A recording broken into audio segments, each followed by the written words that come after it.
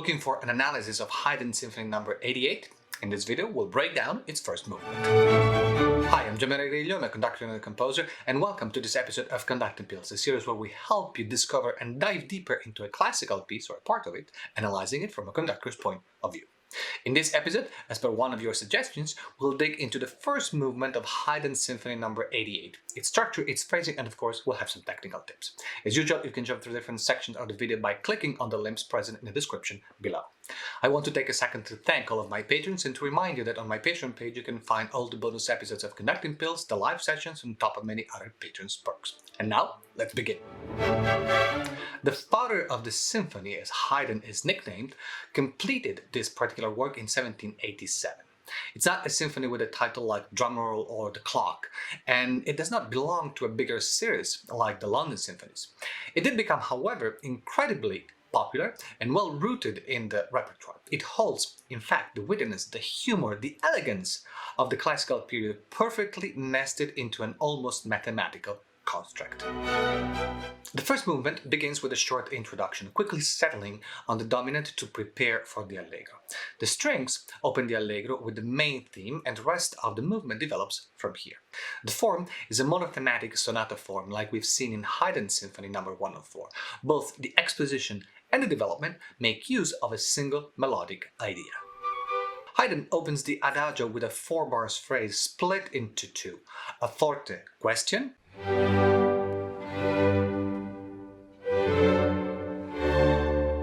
followed by a piano answer.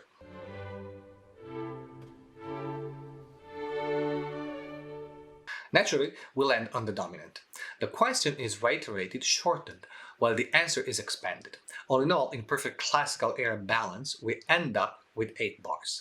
Haydn proceeds to a repeat of the first phrase, or so it seems initially. The chord model is instead repeated 3 times.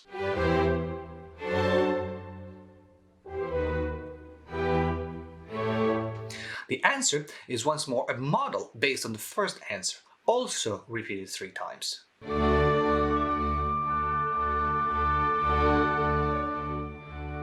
We have a total of 6 bars now, but the phrase needs to finish. Hence, the last 2 bars on a pure dominant chord bring the number of bars back to 8. The first musical choice you make lies in the tempo. Is it in 3 or is it in 3 subdivided? The choice you make will inform your technique, but there is one common denominator between the two. The pulse before the 16 notes is essential in both cases. By the way, I'm showing both options in this week's bonus episode you will find on Patreon. The cheerful theme of the Allegro is announced in a piano dynamic by the violins, and notice the open fifths in the head of the theme, recalling the open fifths of the hunting horn. The phrase is again 8 bars long, split in half. The second half sees the entrance of the cellos and violas, and look at the wittiness of the phrase ending in a pianissimo dynamic. The theme is repeated in a forte dynamic by the entire orchestra.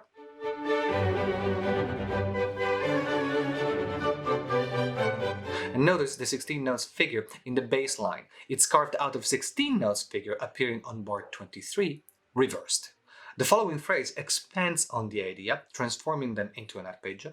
But the really interesting thing is one of the bass lines. The harmony goes back and forth between the home key of G major and its dominant 7. And while that is perfectly normal, a little less obvious is the pedal of G held by the cellos and basses, also evident in the first 8th note of the bassoon's line.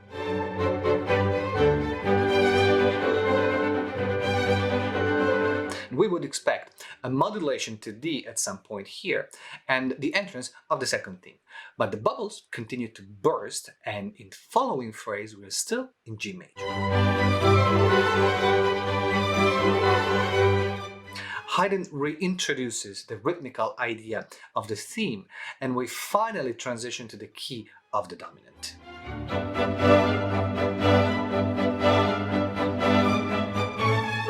Letter A is where the second theme would be in a regular sonata form. 1 bar before A we would be on an A major chord, and A would expose a cantabile theme in D major. Not so in this case. As mentioned, this is a monothematic sonata form, so letter A has the flavor of a coda with the lovely chromatism,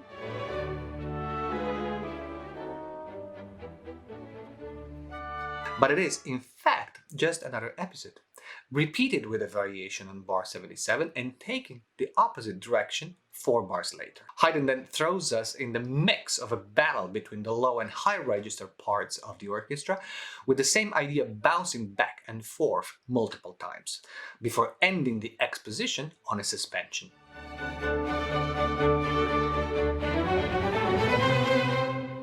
After the repetition of the Allegro, we enter the development right away. Those 16 notes repeated in quadruplet now introduce us to a kaleidoscope of changes and transformations.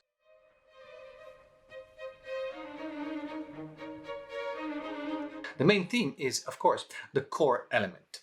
Right away, it gets underlined by the 16 notes figure exploring different keys. Notice how everything remains in the piano and pianissimo range all the way until letter B.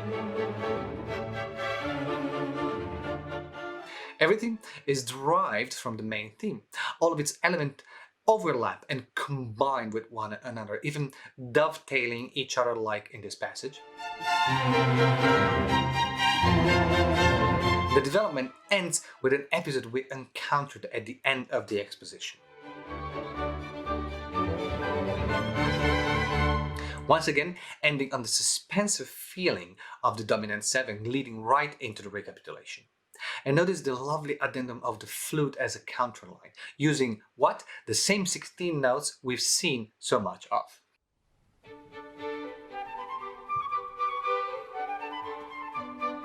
The rest of the recapitulation proceeds as usual till the coda stresses one last time the main idea with sforzato markings within the fortissimo dynamic.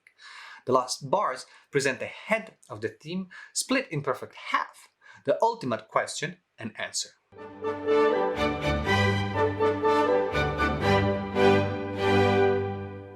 As much as it is not easy to write a symphony with 2 or 3 themes, it is even more difficult to keep the attention of the listener when there's only one of them.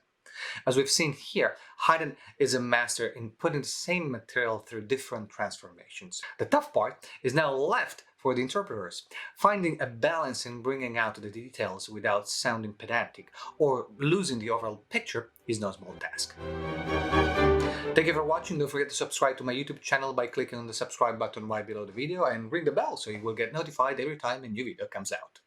If you want to support the show monetarily, you can do so on my Patreon page, and if you're interested in conducting technique, follow my Facebook group. All of the links are in the description. Let me know in the comments what you think about this piece, and if you have any suggestions for future videos, and I look forward to seeing you next week with a new episode of Conducting Pills, when we will start a journey into Mahler's Das Lied von der Herde. In the meanwhile, please continue to enjoy music and be well. Ciao! Subdivided 3. I'll show you how it works in both cases. Now let's start with the subdivided version.